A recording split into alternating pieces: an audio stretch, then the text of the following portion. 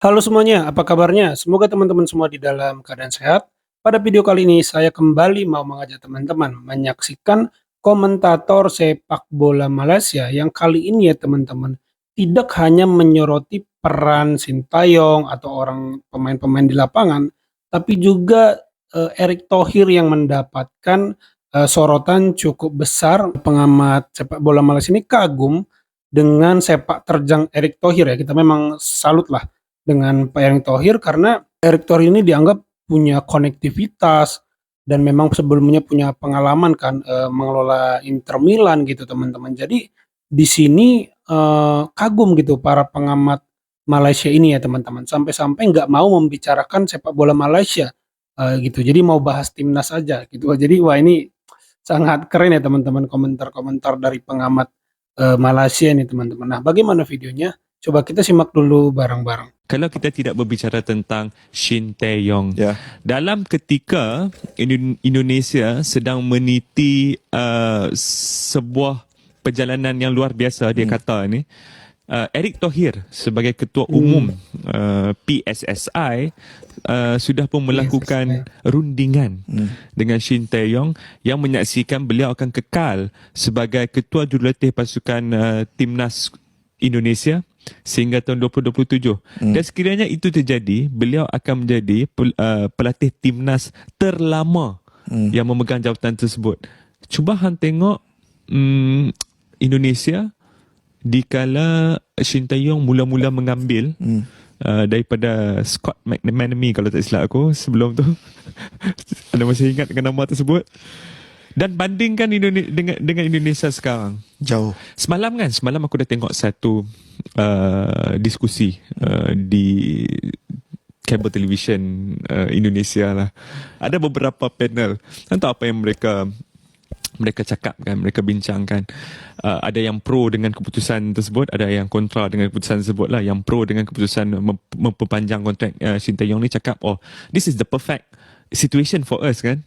Dia ada dynamic dia dengan presiden federation dan is for the greater good.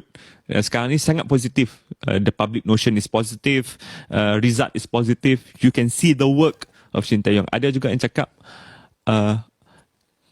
Shin Tae-yong ni hanya hebat kalau dia disuap oleh Erick Thohir. Bukankah itu yang perlu? Itu yang kita mahukan. Itu yang kita ketagihkan. Itu yang kita tagih. Wait, kayaknya yang dimaksudnya Bung Toel ya kayaknya ya teman-teman karena dari bahasanya kayaknya ngarahnya ke Bung Toel sih. Tapi kita lanjut dulu. Kita mahukan dinamik yang sangat baik di antara presiden dan ketua umum dan juga dengan ketua jurulatih pasukan kebangsaan. Dan Indonesia ada perkara tu sekarang. Adakah kita boleh kata perkara yang sama tentang Malaysia? Saya tak nak berbicara tentang Malaysia sekarang. Saya nak kekal di topik Indonesia. Kerana saya just nak give flowers. Saya nak memberikan bunga. Kepada pemain kegemaran saya di Asia Tenggara pada ketika ini. Yang mana ada pemain-pemain naturalisasi dan warisan. Dan kemudiannya ada pemain-pemain yang berpangkalan di Liga Domestik. Kadang-kadang untuk hang melangsungkan perkahwinan antara dua komuniti ini bukan sesuatu yang mudah.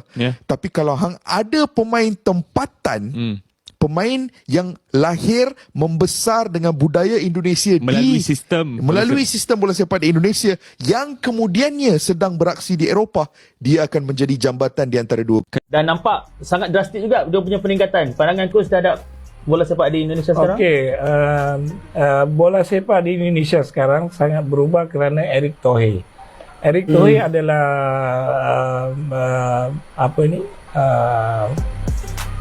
pengurus atau yang mengendalikan saham Inter Milan.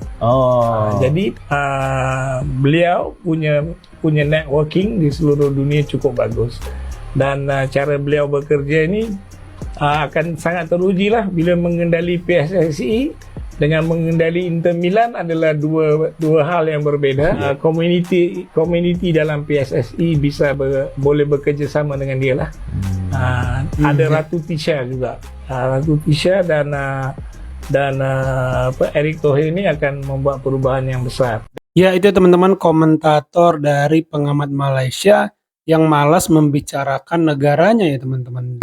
Di sini yang mendapat sorotan pujian cukup besar porsinya itu Pak Erick Thohir karena dianggap secara manajerial itu mampu membawa perubahan ya teman-teman kepada timnas teman-teman. Jadi luar biasa ya, orang Malaysia pun menyadari, bahkan tadi sampai-sampai mereka menganggap ya harusnya memang itu yang dilakukan gitu. Jadi seolah-olah kayak mau bilang ya harusnya negara kita tuh juga begitu gitu teman-teman. Harusnya seperti yang dilakukan Pak Erick Thohir juga gitu ya teman-teman. Harusnya yang dilakukan negara kita seolah-olah gitu mau bilang kayak gitu yang saya tangkap tadi ya teman-teman. Jadi sangat menarik perbincangan para pengamat sepak bola Malaysia ini kepada timnas Indonesia ya teman-teman. Ya itu saja teman-teman video kali ini.